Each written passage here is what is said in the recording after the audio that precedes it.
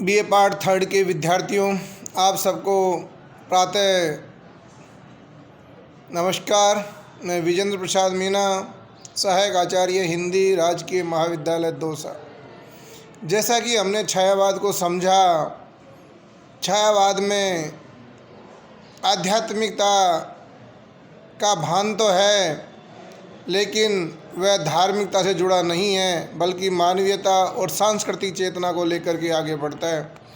इससे पूर्व जो मध्यकालीन साहित्य हमारा था, वह किसी न किसी संप्रदाय और पंथ से जुड़ा रहा, जबकि 20वीं शताब्दी में जो छायावाद आया वो वैज्ञानिक और भौतिकता की प्रतिक्रिया स्वरूप मानव जीवन में प्रवेश करता है, जो केवल आध्यात्मिकता को नहीं, मानवीय चेतना को, मानवीय पीड़ा को भी अभिव्यक्त करता है। निराला ने कहा भी है कि मैंने मैं से ली अपनाई, देखा एक दुखी निज भाई, झट उमड़ वेदना आई। भारतीय आध्यात्मिकता को नवीन परिस्थितियों के अनुरूप छायावाद स्थापित करता है। छायावादी काव्य प्राकृतिक सौंदर्य और सामूहिक जीवन परिस्थितियों से भी या सामूहिक जीवन की परिस्थितियों से ही अनुप्राणित रहा। मानव जीवन सौंदर्य और प्रकृति को आत्मा का अभिन्न स्वरूप मानता है। छायावाद मध्यकालीन काव्य की सीमा में मानव चरित्र और दृश्य जगत अपने प्रकृत रूप में उपेक्षित ही रहे, जबकि नवीन काव्य में समस्त मानव अनुभूतियाँ व्यापकता के साथ पूरा स्थान पा सकी है। इस तरह से हम देखते हैं कि छायावादी काव्य और मध्यकालीन काव्य में एक बड़ा दृष्टि भेद है। मध्यकालीन काव्य जो धार्मिक और साधनात्मक प्रणाली के अंतर्गत रचा गया था, जो एक विशेष संप्रदाय से जुड़ा रहा, जैसे हम तुलसी की विनय पत्रिका देखें, सूर की रचना, कबीर, मीराबाई की रचना, ये सगुण और निर्गुण काव्यों में आखिरकार ईश्वर से ही जुड़ी रही। दूसरे शब्दों में मध्यकालीन काव्य को समस्त सांप्रदायिक और साधनात्मक प्रेरणाओं को नवीन मनोवैज्ञानिक और साहित्यिक प्रतिमानों से परिणत हमें करना होगा। ऐसा करने पर युक्त काव्य की वास्तविक सीमा रेखाएं निर्धारित हो सकती है। और छायावाद एक नवीन पद्धति के साथ आगे बढ़ता है, और वह एक तरह से मध्यकालीन काव्य से भिन्न लिए हुए है। वह मध्यकालीन साधना पद्धति या सांप्रदायिक साधना की परिपाटी को लेकर या साधना की परिपाटी का अनुगमन नहीं करता है। इसलिए व्ययशील सांसारिक आदर्शों और स्थितियों आदि से उसका संबंध नहीं रहता है। मध्यकालीन आध्यात्मिक काव्य के विषय नहीं है। प्रत्यक्ष वस्तु का मानव जीवन के सुख दुख, विकास, हास्य आदि की अवस्थाओं से जो संबंध है, वह काव्य उसकी उपेक्षा कर गया। किंतु आधुनिक छायावादी काव्य उसकी उपेक्षा नहीं करता है। आध्यात्मिक परंपरा दृश्य मात्र को विनाशी कहकर चुप हो जाती है, अथवा उसे अव्यावहारिक बताकर मुँह मोड़ लेती है। छायावादी काव्य में यह परंपरा स्वीकृत नहीं है। दैन से पीड़ित, प्रताड़ित तथा भोगेश्वर्य से प्रशस्त और परिवेष्टित व्यक्ति, समुदाय, देश, राष्ट्र, सृष्टि चक्र के विभेदों में अध्यात्मवाद नहीं कहा जा सकता। समय और समाज को आंदोलित करने वाली शक्तियों का आकलन उसमें कम ही है। ये मध्यकालीन काव्य के बारे में लेखक कह रहा है कि उसमें समाज और आंदोलित करने वाली शक्तियों का आकलन उनमें कम है। यह तो शाश्वत सत्ता से ही सर्वथा संप्रक्त है, जिसमें परिवर्तन का नाम नहीं है।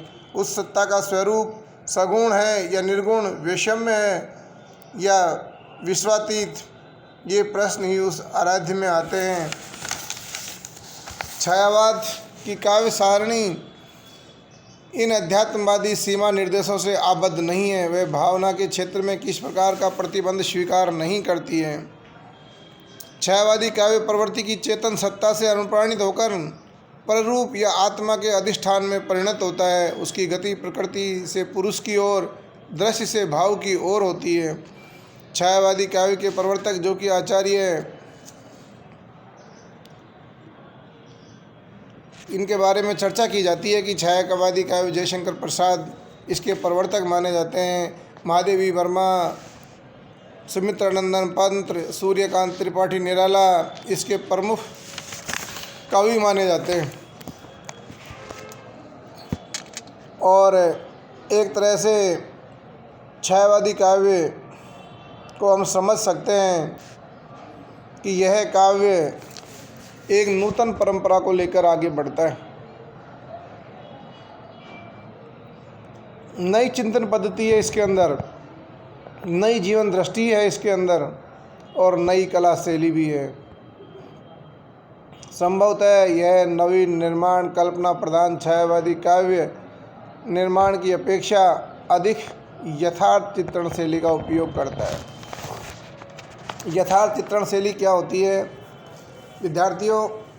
जैसे हम लेखकों को, कवियों को पढ़ते हैं, एक तो होता है कि जो आदर्शात्मक विचार लेकर के लेखन करता है, एक होता है कि यथार्थ लेखन करके विचार करता है, एक होता है आदर्शोन्मुख यथार्थवाद को लेकर चर्चा करता है। आदर्श केवल हमारी कल्पना है, हो भी सकता है नहीं भी हो, ऐसा घटित हो भी सकता है नहीं भी घटित हो। एक आदर्श रूप में, एक अच्छे रूप में कल्पना करके मानदंड या मूल्य स्थापित करने का लेखक प्रयास करता है। मध्यकालीन काव्य केवल भक्ति की ओर ले जाता है। महावीर प्रसाद द्विवेदी का काव्य आदर्श काव्य कहलाता है और एक मूल्य स्थापना का वो प्रयास करता है। उसके बाद जो छायावादी काव्य आता है वो यथार्थ की भी अभिव्यक्ति करता है और आदर्श की ओर भी देखता है। ये केवल भक्ति तक ही अपने को सीमित नहीं रखता है, बल्कि मानव की पीड़ा को भी अभिव्यक्त करता है। जैसे इसमें प्रगतिवाद की भावना, जैसे हम निराला की कविता में देख सकते हैं कि वह चल रहा लकुटिया टेक, पेट पीठ दोनों मिलकर है एक, वह आता पछताता पथ पर आता। अर्थात एक गरीब व्यक्ति की किस तरह से अभिव्यक्ति उन्होंने अपने काव्य में की है। ये यथार्थ अभिव्यक्ति है। यथार्थ होता है वास्तविक अभिव्यक्ति कर देना, जो देखा हमने उसकी वैसी ही अभिव्यक्ति करके हमारे सामने प्रस्तुत कर देना, वो यथार्थ अभिव्यक्ति कहलाती है। एक होता है आदर्शात्मक यथार्थवर्ग, जिसमें हम यथार्थ को भी अभिव्यक्त करते हैं, वास्तविकता को लोगों को दिखाते हैं और अंत में उसमें सुधार करके उसकी परिणति हम आदर्श रूप में कर देते हैं। जैसे आप सब फिल्में देखते हैं, उसमें शुरू में यथार्थ वास्तविकता दिखाई जाती है और अंत में लड़ाई झगड़े होकर के हीरो को जिता दिया जाता है। एक आदर्श कल्पना की स्थापना उसमें की जाती है। ऐसे ही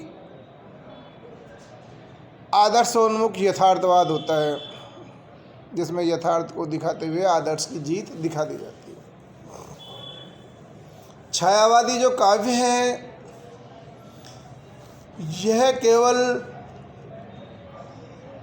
आध्यात्मिकता से अपने आप को नहीं जोड़ता है, बल्कि यथार्थ को, मानव की पीड़ा को भी अभिव्यक्त करता है और ईश्वरीय चेतना को भी हमें दिखाता है और प्रकृति के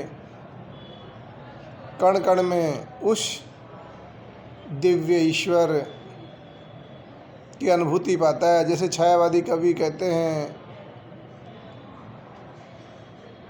ज्यों प्रकृति की बात बात में बात, ज्यों त्यों कदली के पात पात में पात। जिस तरह कदली का पेड़ होता है, कदली का तात्पर्य होता है केले का पेड़ होता है, उसके पत्ते को आप उखाड़ते जाओ, पत्ते ही पत्ते निकलते जाएंगे और ऐसे ही प्रकृति में भी यदि दिव्य दर्शन किया जाए तो उसके प्रत्येक सौंदर्य में ईश्वर की दिव्यता, भावों की दिव्यता को देखा जा सकता है।